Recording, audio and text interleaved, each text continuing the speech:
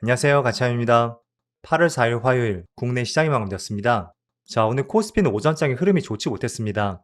하지만 장 막판에 조금은 들어 올려주면서 결국 코스피가 1.6% 빨간불로 마무리가 되었고 또 캔들의 그림 자체도 밑에 긴 꼬리를 달고 망치형 캔들이 나왔습니다. 그래서 내일 시장에 대한 기대감을 조금은 키웠다고 볼 수 있고요. 그리고 코스닥은 5.8% 급등으로 마무리되었습니다. 제가 조금 뒤에 코스닥에 대한 시각을 말씀을 드릴 거거든요.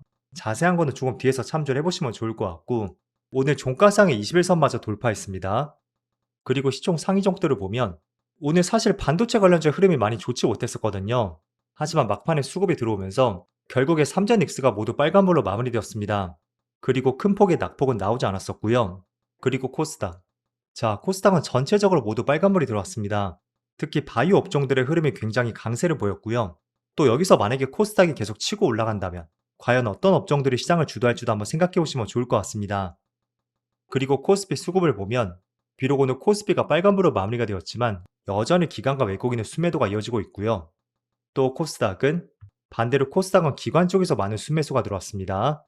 5,400억, 굉장히 많은 순매수가 들어왔었죠. 그리고 삼성전자, 오늘 미약했지만 외국인의 2천억가량의 순매수가 들어왔고 그래도 기관의 이틀 연속으로 많은 순매도가 나오고 있습니다. 반대로 하이닉스는 기관 쪽에서 순매수가 들어왔다면 외국인은 6천억가량의 많은 순매도가 나왔습니다. 그래서 삼성과는 조금은 반대의 수급이었던 것 같고 그리고 네이버도 오늘 좋은 흐름이 나왔습니다. 기관과 외국인의 양매수가 들어왔고 외국인은 5일 연속으로 순매수가 이어지고 있습니다. 그럼 이어서 주체별 동향을 살펴보겠습니다. 8월 4일 외국인이 가장 많이 매수한 종목은 삼성전자, 삼성물산, 네이버, LIG 디펜스, 하나에로스페이스 이렇게 순서대로 매수했고 그리고 기관도 네이버, SK텔레콤, SK이터닉스, 알테오젠, 하이닉스 이렇게 순서대로 매수했습니다. 이어서 해외 증시를 보겠습니다. 전날 미국 증시의 출발은 많이 좋지 못했습니다. 다만 장 막판이 되면서 시장이 조금은 반등이 났었고 그 때문에 전반적으로 미국 증시는 빨간불로 마무리되었습니다. 나스닥은 2% 빨간불이 들어왔고 그리고 S&P 500은 1.5% 올랐습니다. 그래서 사실상 신고가 근처까지 올라왔고요. 또 다우지수는 정말로 신고가를 경신했습니다. 어제 1.3% 빨간불이 들어왔죠. 그리고 반도체도 1% 빨간불이 들어왔어요. 물론 메모리 기업보다는 엔비디아 흐름이 좋았기 때문에 국내 증시가 온전히 그 힘을 받지는 못하는 것 같습니다. 그래도 전날에 미국 증시의 흐름이 좋았다는 것은 저는 오히려 삼전 닉스가 오늘 오르지 못했다고 해도 절대적으로 긍정적으로 볼 수 있는 부분이라고 보고 있습니다. 만약에 지금 반도체가 꺾인 상황에서 빅테크 기업들 주가가 부러지면서 주가의 가파른 하락이 나온다면 과연 그때는 반도체가 더 버틸 수가 있을까요? 결코 저는 그렇지 못한다고 생각이 됩니다. 그래서 지금 미국 시장은 그런 것 같아요. 흔히 빅테크 기업이라고 하잖아요. 뭐 아마존, 마이크로소프트, 메타, 애플 이런 빅테크 기업이 있고 또 반도체 기업이 있다고 가정을 해보겠습니다. 근데 최근 상반기만큼의 시장 흐름을 보면 물론 빅테크 기업들도 흐름은 나쁘지 않았거든요. 하지만 샌디스크, 마이크론 테크놀로지, 또 인텔, AMD 등등 반도체 기업들의 흐름이 굉장히 좋았습니다. 그렇다 보니 거대 자금에 있어서 대체적으로 반도체 쪽으로 향했다고 할 수가 있습니다. 하지만 지금은 그 대부분이 반도체보다는 빅테크로 향하고 있다라는 것은 우리가 지금 시장을 수급적인 부분으로 생각을 할 수가 있다는 거예요. 만약에 수급 자체가 지금처럼 반도체로 향하지 않고 있고 또 빅테크로도 가지 않고 있다고 가정을 해보겠습니다. 그럼 우리가 정말로 바라보지 못한 무언가가 있지 않을까? 시장에 대한 이런 불신이 더 커질 수가 있고 근데 지금은 반도체로 수급이 향하지 않고 있지만 반대로 빅테크로 가고 있다라는 것은 여전히 시장은 나쁘지 않고 지금은 단순히 수급적인 부분 때문에 시장에 큰 변동이 생기고 있구나 이렇게 정리를 해볼 수가 있는 것 같습니다. 그래서 최근에 미국의 하이퍼스케일러 기업들을 보면 아마존은 다시 한번 직전 고점을 돌파했고요. 또 애플은 실적 발표 후에 지금 빠지긴 했지만 지난달 말이쯤에 다시 한번 직전 고점을 돌파했습니다. 그리고 마이크로소프트도 마찬가지로 최근 3일 동안의 급등이 나왔고 6월 고점이었죠. 그 고점 상단도 돌파했습니다. 또 알파벳도 마찬가지로 최근에 강하게 올라가고 있고요.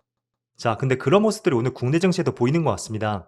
지금 삼성과 닉스는 3%의 파란불이 들어오고 있는데요. 그리고 지수는 마이너스 1%를 가리키고 있습니다. 또 현재 촬영 시점은 1시 반쯤 되었고요. 근데 상대적으로 코스피에 빨간불이 들어오는 종목이 696개가 되고요. 파란불은 189개밖에 되지 않습니다.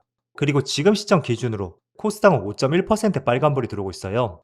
그래서 어찌 본다면 어제와 시장 흐름이 조금은 비슷하다고 할 수가 있고 조금은 큰 틀에서 본다면 이거는 7월 시장과는 조금은 다른 시장이라고 볼 수가 있겠죠.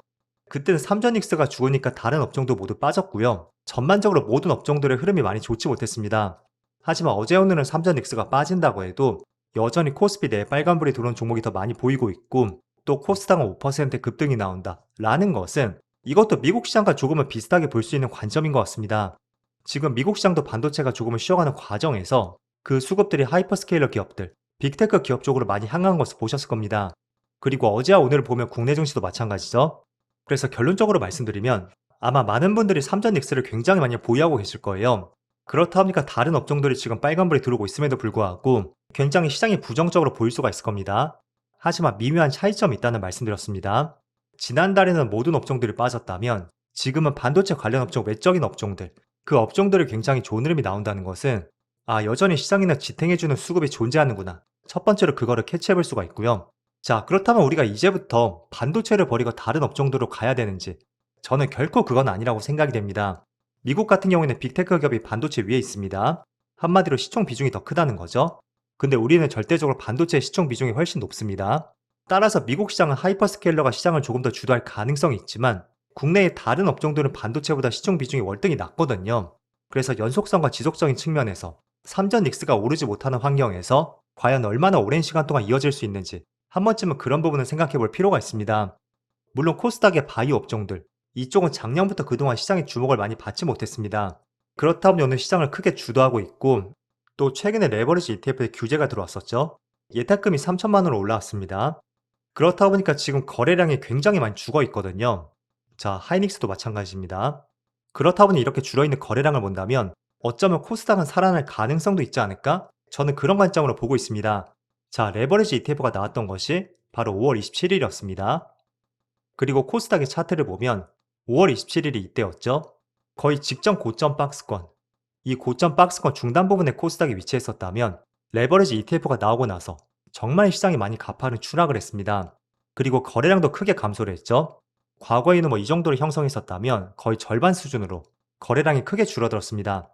그거는 당연히 코스닥 종목들을 모두 팔고 나서 모든 사람들이 레버리지 ETF로 향했기 때문이었겠죠.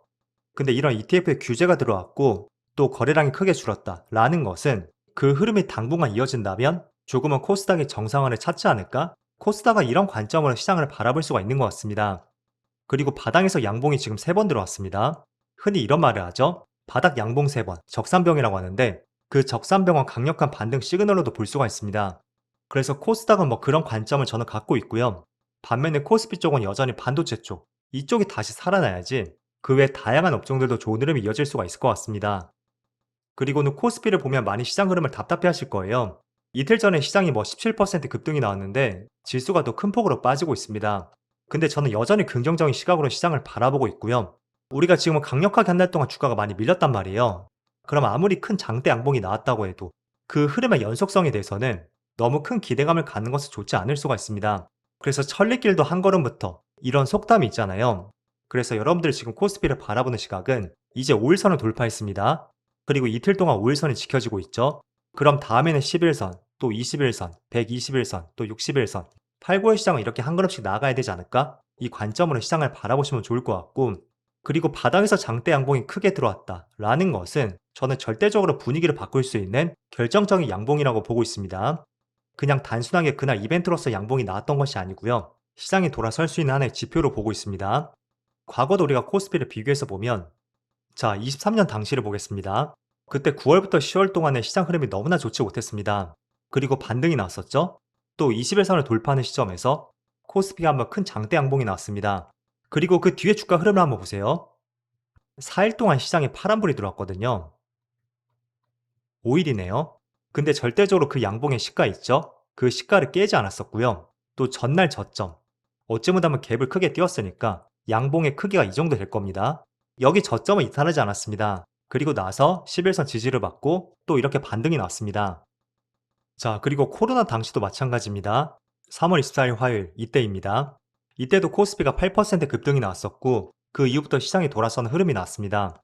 그래서 빠질 만큼 빠진 위치에서 이렇게 장대 양봉이 크게 나왔다라는 것은 분명히 시장에 돌아설 수 있는 신호로 볼 수가 있고요. 근데 아까 제가 2번의 예시를 보여드렸죠. 코로나 때는 바로 V자로 반등이 났습니다. 하지만 23년 당시에는 장대 양봉이 한번 나오고 나서 5일 정도 주가가 쉬어갔었거든요. 그래서 저는 그런 시각을 갖는 것이 필요하다는 말씀을 드리는 것이고요. 이게 뭐 3일 누르고 다시 반등이 나올지 아니면 23년 당시처럼 5일 누르고 다시 올라갈지 그거는 현재로서는 알 수 없습니다. 하지만 제가 의미 있게 보는 것은 지금 반도체는 조금 쉬어가고 있지만 다양한 수급들이 지금 주식시장에서 빠져나간 것이 아니고요. 코스닥으로 향한다든지 또는 미국 시장처럼 다른 업종들로 향한다는 것이 지금의 시장을 긍정적으로 보고 있는 포인트라는 말씀을 드리는 것입니다. 그래서 이틀 동안 시장이 눌렸다고 해서 왜 또 시장이 오르지 않을까? 너무 단편적인 시각을 갖지 마시고요. 지금의 시장을 어떻게 바라봐야 되는지 제가 천천히 포인트를 짚어드렸습니다. 이런 부분을 꼭 기억을 해보시면서 8월 시장은 그런 생각을 가져보자는 말씀 드리겠습니다. 자, 그럼 날씨가 정말로 역대급으로 더운 것 같습니다. 모두 정말로 건강 유의하시고요. 저는 내일 영상에서 다시 찾아뵙도록 하겠습니다. 그럼 모두 즐거운 저녁 되세요. 감사합니다.